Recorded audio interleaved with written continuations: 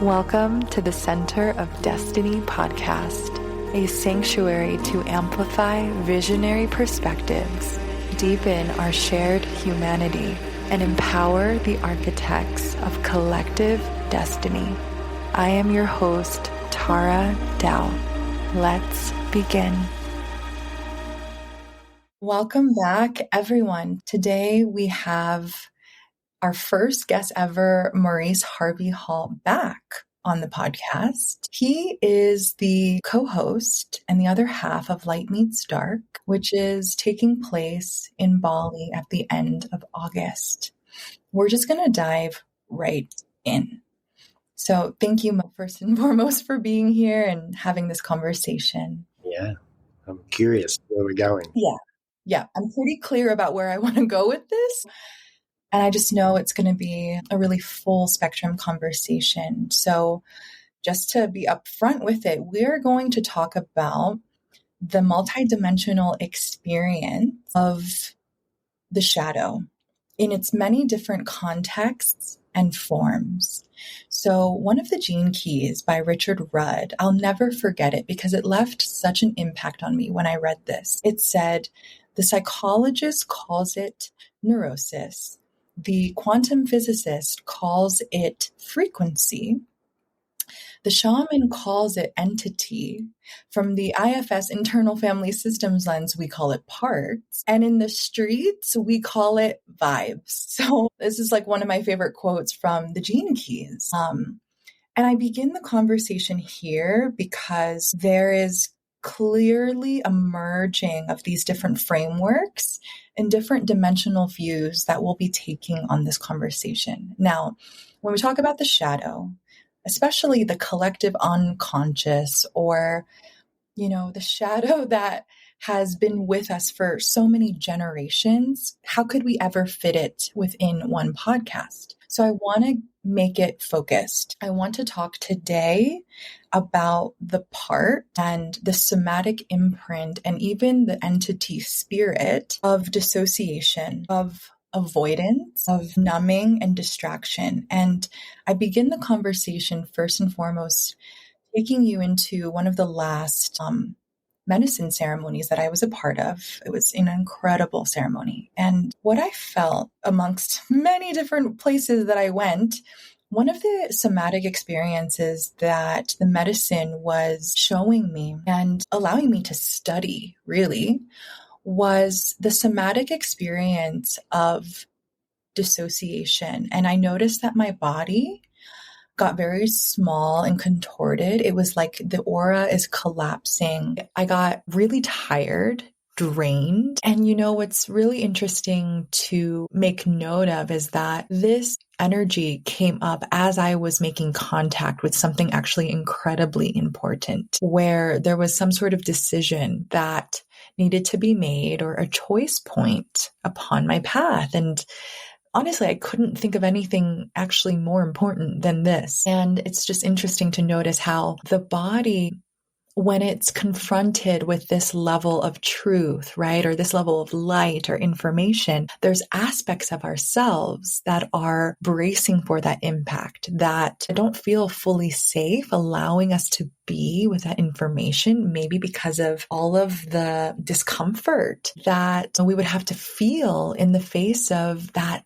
truth or that direction or that intuition. Like a lot of the time, intuition is leading us to uncomfortable things because a lot of the time that's where growth is. And so I was letting this energy move through my body. I was making sure that a higher aspect of me could guide myself through making contact with this energy, and I wasn't staying stuck in it. I could titrate with the energy enough and essentially go back and forth from my ability to feel resource in my center, connected to self energy, in my observer lens, while also letting myself just fully feel it and be with it. And as I was doing that, and I'm at this point totally down on my knees with my head on the ground because this sort of sluggish energy took me to the ground, I'm just making sure to stay with my breath.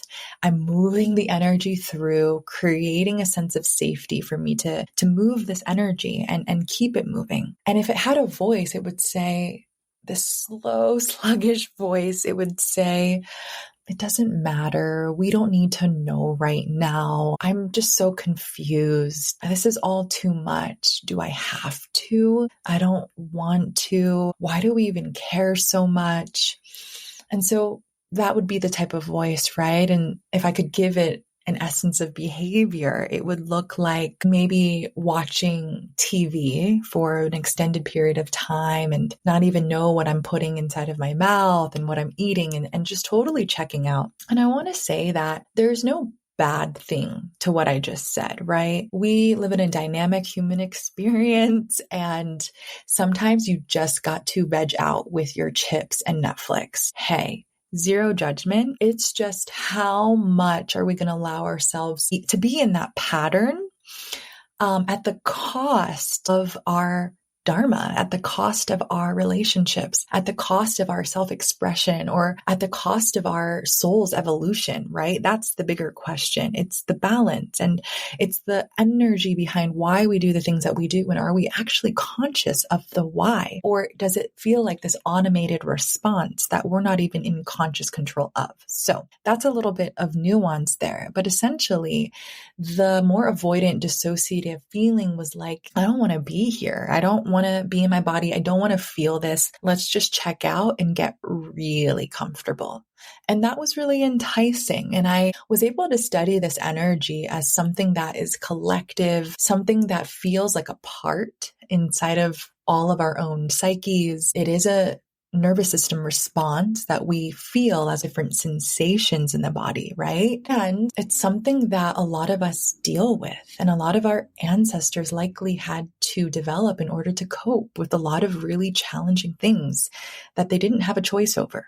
And it is easier to numb out than to feel some atrocities or to feel some things that are really not okay. And so, yeah, I was inviting compassion into this entire experience and really able to understand that this type of energy is debilitating when it comes to living in full alignment with our higher selves. Sometimes this energy is loving because it's ultimately protecting us. But when it comes to following intuition or a greater hero or heroine's journey in our life, these ancient energies in the collective, in our lineages, inside our developmental years, and that which we're still sort of holding, it could really have us feel very confused about our belonging, or confused about how to share ourselves in this world, or confused about our direction. And when it comes to meeting really deep truths, it can also inhibit us from being able to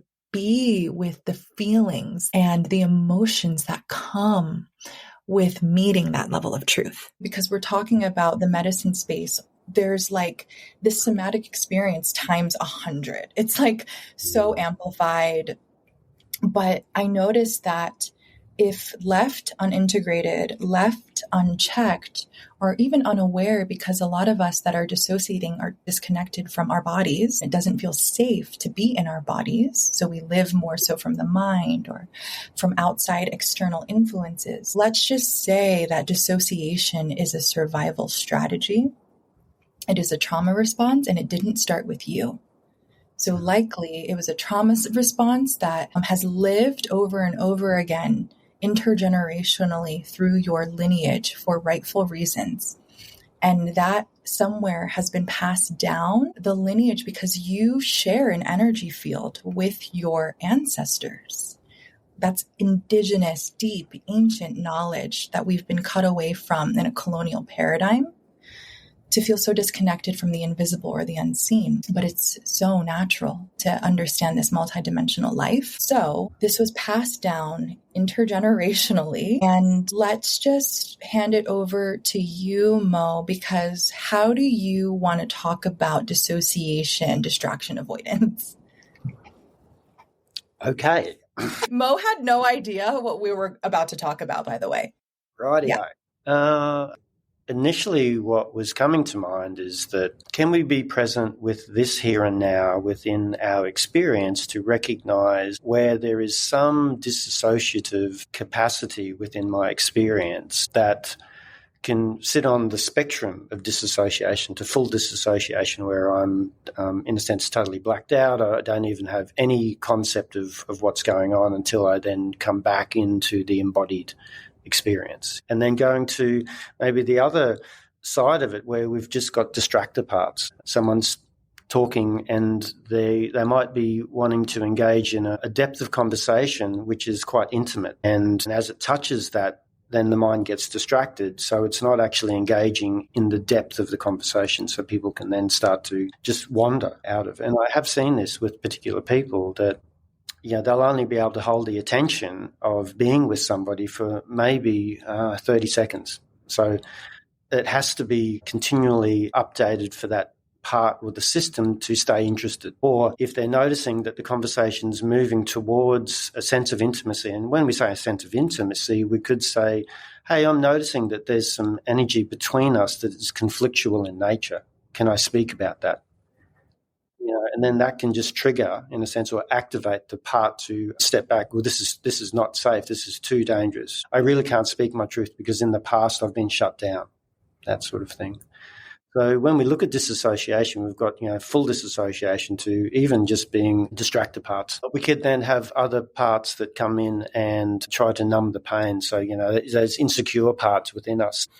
It's interesting when we talk about like avoidance and avoidant parts, we're sort of going, okay, maybe there's an avoidant attachment, or there's a part of this person that exhibits this avoidance of having conversation or even getting close to somebody, or wanting intimacy, wanting a sense of belonging, wanting love. And then when that is being presented to them, it gets too much for the system, and we might then go into self-sabotage to then push that away, or avoidance, or even shut down. I find with the avoidance is that what's really sitting under the avoidance is a deep sensitivity to pain. Exactly.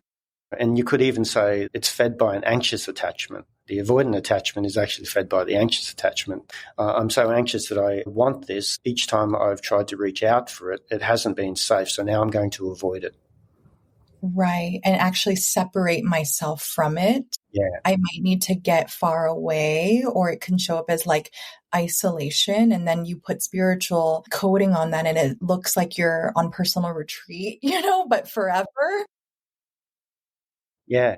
Or even the loving and lighting of things. Oh, look, it's all love and light, and so we could call that spiritual bypass, but in actual fact, it's, yeah.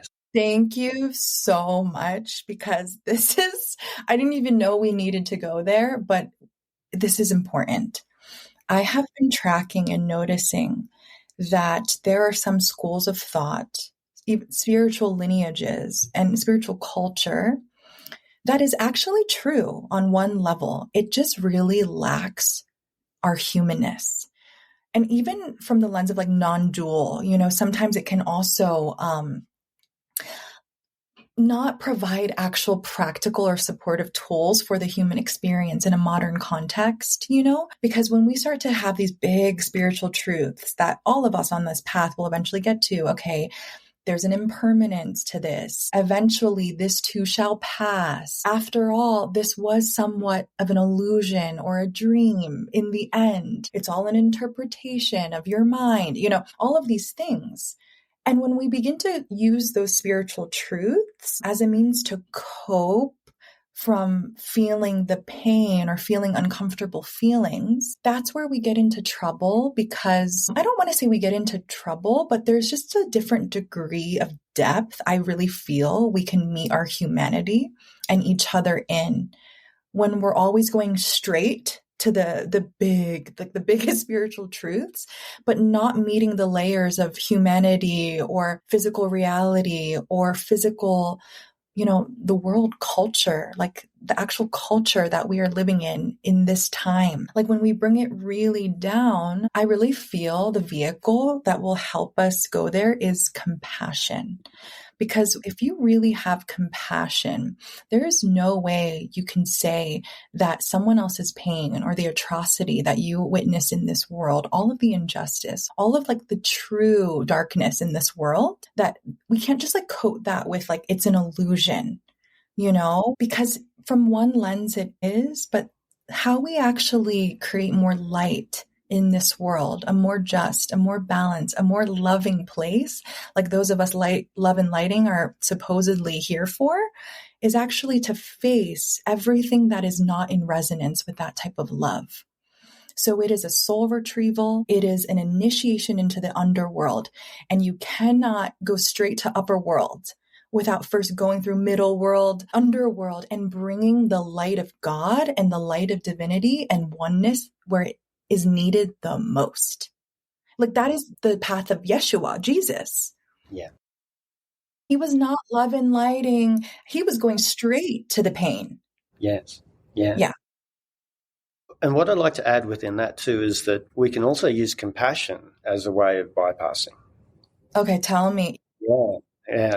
Yeah. So our parts, each part has its own value system. Yeah. And it's very clever because it can bypass by using compassion. Now, the true compassion I feel and within myself and what I've seen within others is that true compassion is self-compassion. Because I can say that I'm compassionate for others, but I can also fall into the martyrdom. I'm so compassionate for others, I don't receive anything back in return. So that's a key. We can use these words and say, well, I'm using this. So I'm using this. I am this for others. And then go, well, how compassionate are you for yourself? And I feel that that's a true indication of compassion. And if we're looking at IFS from a self-energy perspective, if I can have compassion for my insecure parts, if I can have compassion for my avoidant parts, my angry parts, that's where it lies. Because otherwise, it's the I'm doing something to somebody. It's to the other rather than myself. If I can develop this, cultivate this compassion, self-compassion, then that's the space to then bring out. So so that could be I'm with you. And I think actually what you're speaking to is that middle path of needing to find balance between these two opposites. Like, for example, the two archetypes that we're working with at Light Meets Dark is the Bodhisattva and the Dark Magician. And so the Bodhisattva is everything I just described. That your life is not just your own, but it is a vehicle for the liberation of all beings and your lineage. And it's a very non-self-serving way of being. It's an interconnected way of being. But that without self-compassion or self-awareness or discernment can lead to martyrdom, exactly what you're saying, and actually another bypass of maybe even deeper states of awakening for yourself because you're so focused on saving the world, right? Yeah. When actually you just need to save yourself or love yourself. Love yourself. But then we flip the opposite, as we have said before, which is those that are so inward looking, that this path is really about my self-actualization, about my individuation. That power comes from me being fully in my power, right? And it's not this interconnected thing, like a value system that includes others. Then we get into the excess dark magician, the power, the ability to manifest, but that ultimately is in service to self, if we're really honest about it. Yeah. Like that archetype without the bodhisattva doesn't really know how to give fully without ever returning, without ever receiving in its return. Do you know what I mean? Yeah, and this is the sunyata, the middle path of discernment. I find that as we're aging in our spirituality, that discernment is one of the key indicators for wisdom. So, and we still need to walk the path to be able to discern what the path is. Sometimes, and yes, I need to check on myself sometimes because I live in a really beautiful bubble where I'm interacting with people who are on the healing journey, who are interested in these conversations, who are willing to walk into the shadows. And I can sometimes get caught up in that everything is just beautiful in my world and not actually look out further. Yeah. It's an important aspect or key point that you raise is that it's being able to walk in both worlds with discernment and also finding your soul's blueprint, getting honest about your wheelhouse and how you serve that greater web. I think the humility comes from saying, like, I'm never going to be able to fulfill every role that is good for this universe. Like, what if your local community is ultimately the macrocosm in which you get to leave behind the greatest legacy? And what if for some people it's a global community, right? What if some people, what I'm saying is that whether you're a nurse, a mailman, an author, a speaker, a retreat facilitator, a therapist, a bartender, or whatever vocations, the light of love is available in every corner of the earth if we let it be. And it's not necessarily about how everyone's suddenly supposed to be in their divine blueprint in a way that looks the same. And I think just to encapsulate that, one of my favorite quotes from the Law of One is, it's the love with which you do things that radiates. It's not the things that you do. And so there's the self-compassion of meeting ourselves where we're at, but also being able to expand our worldview as well, to be able to hold more truths than are normally available to us. Yeah.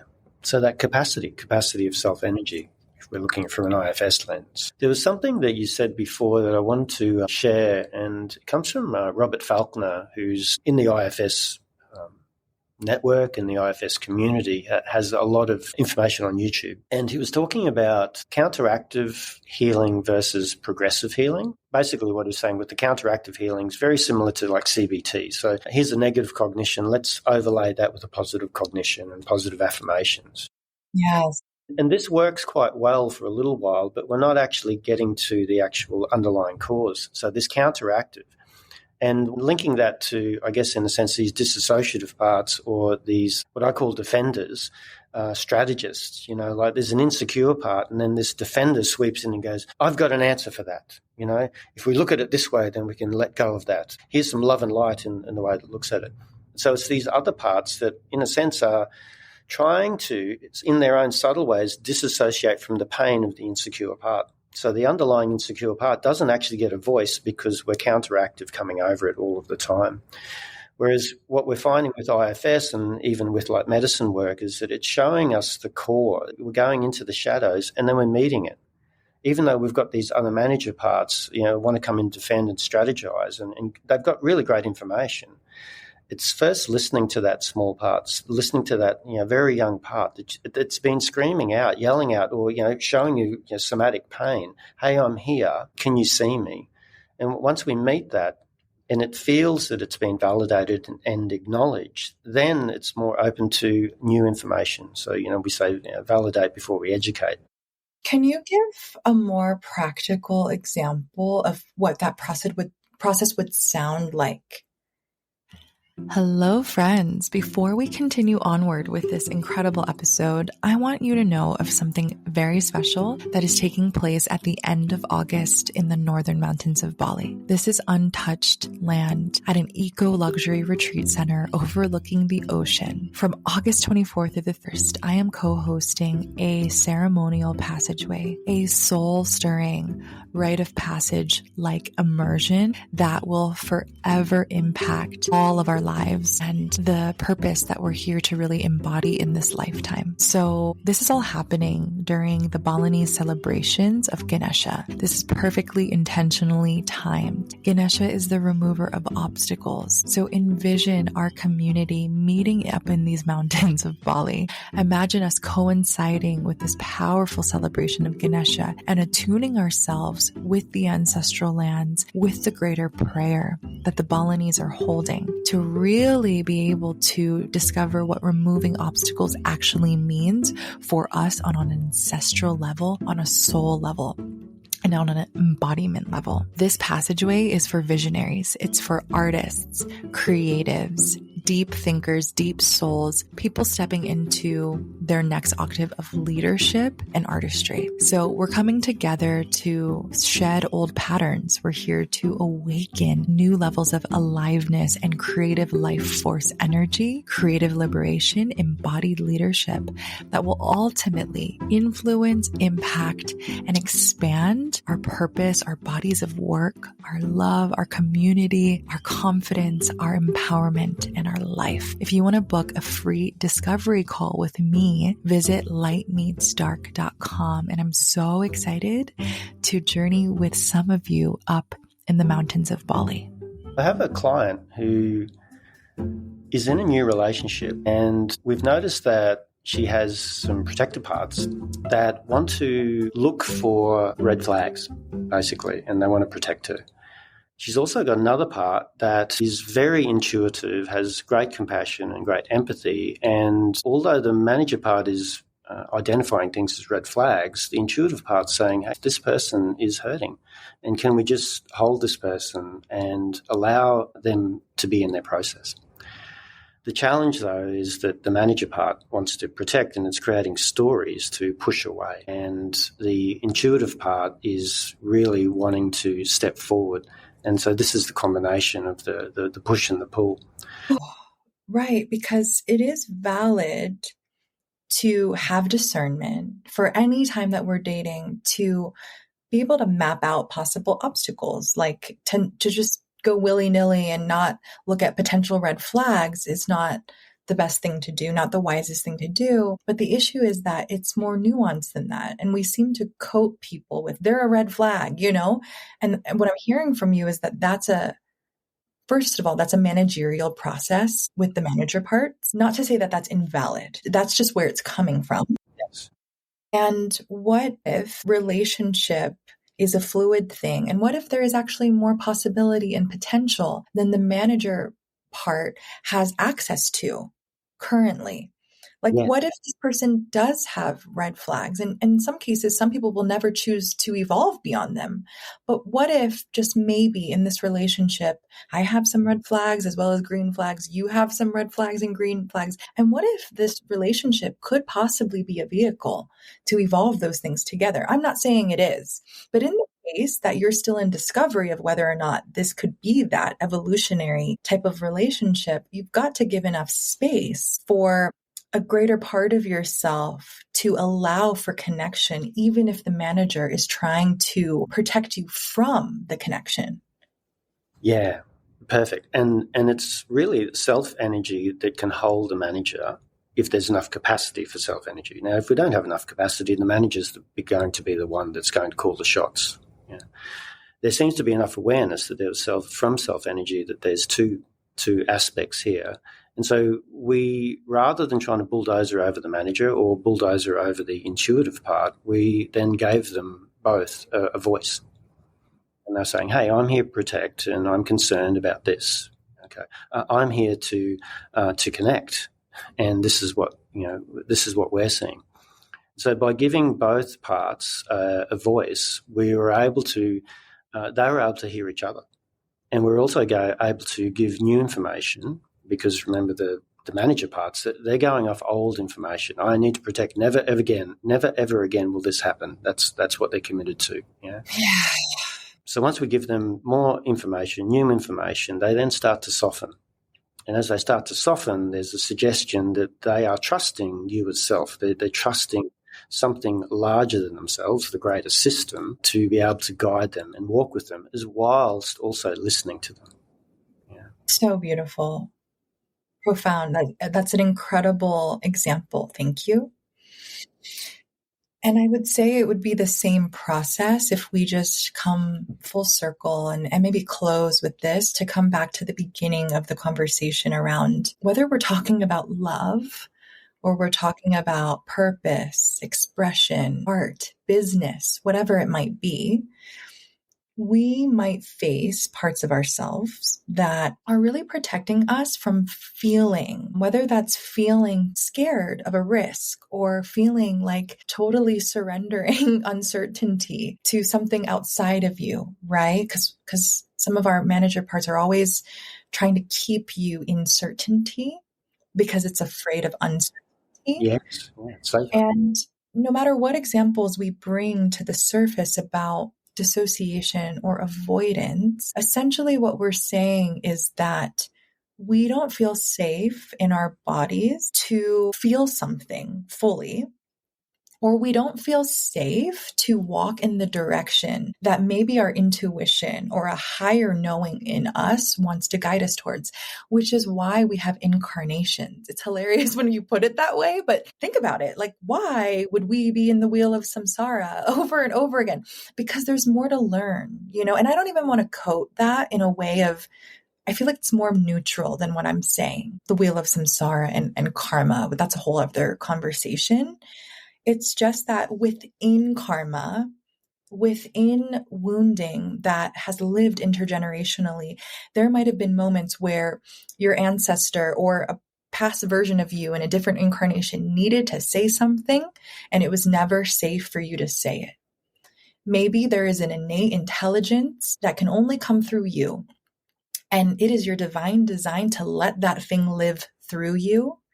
But because of our trauma responses, because of that collective pain and also ancestral pain that might be suppressing, the ability to let this energy move through us freely. Like, there's all these protectors, there's all these defenders, there's all of these ways that our bodies don't feel safe to hold that information that might come up. So one of the natural responses would be to avoid that process.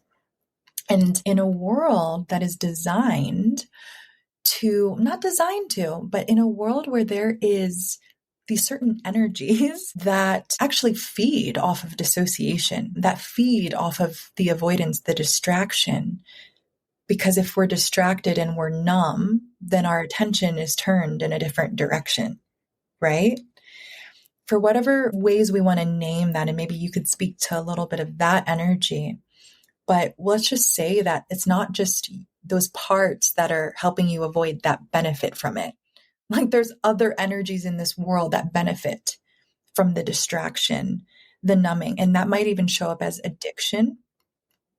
It might even show up as, addiction is a great word, whether it's to substances, whether it's to toxic relationships, whether it's to television or food, or even sometimes addictions to people pleasing and doing things for everyone else except for yourself, like whatever it might be.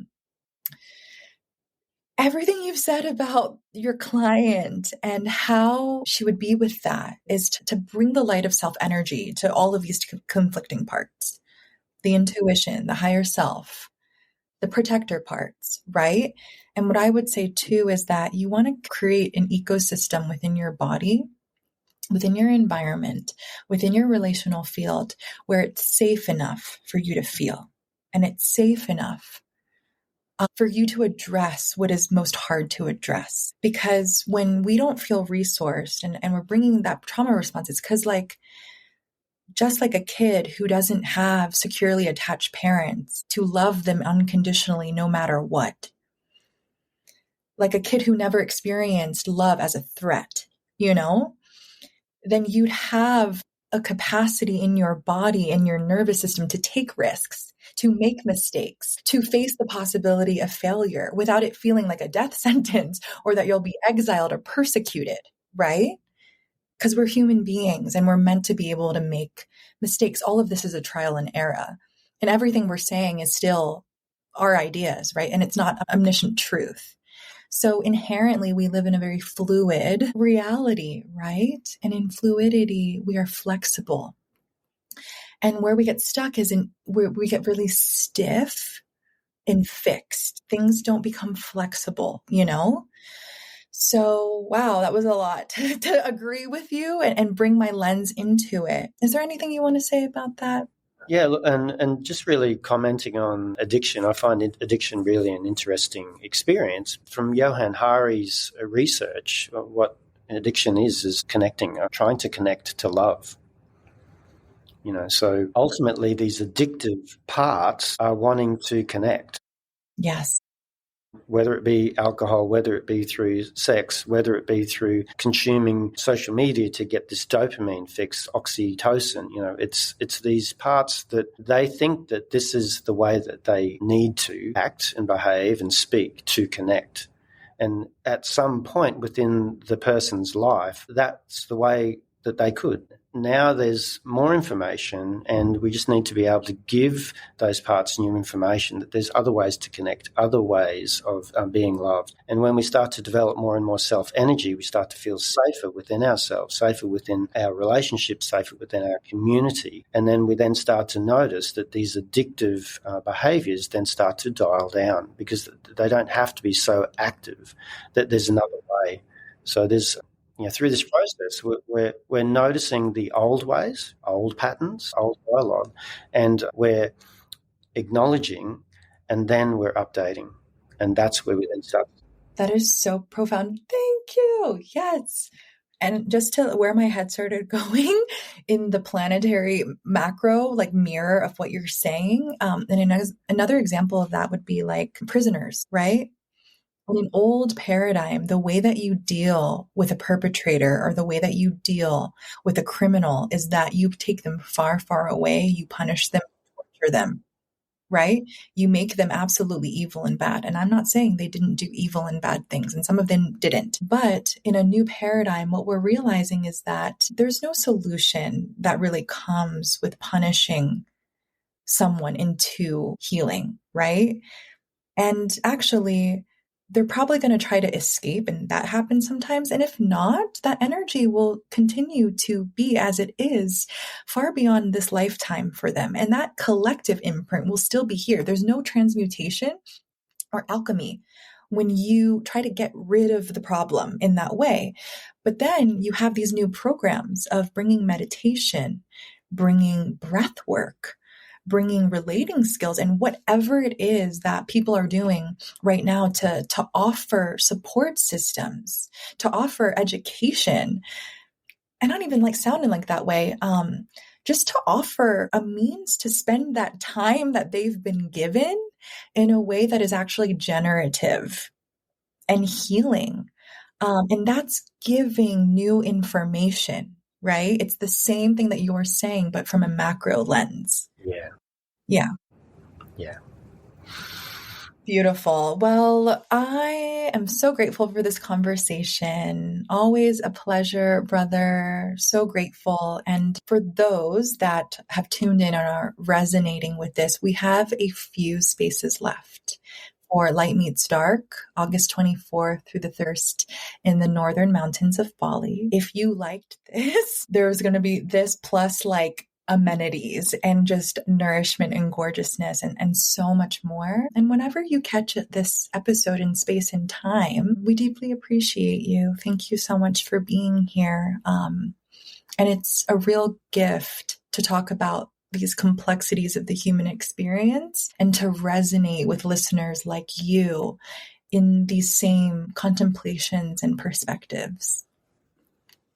Thank you, sister. Wherever you have just tuned into this episode in space and time, I want to personally thank you for your presence here. It is your listening that continues to feed the field of the Center of Destiny podcast. And so my request and my encouragement is that if you're loving these episodes, please do subscribe, follow, rate, and share the podcast to those who will benefit from these visionary conversations. And if you want to stay connected, you can always find me at Tara of Destiny on Instagram or at thecenterofdestiny.com.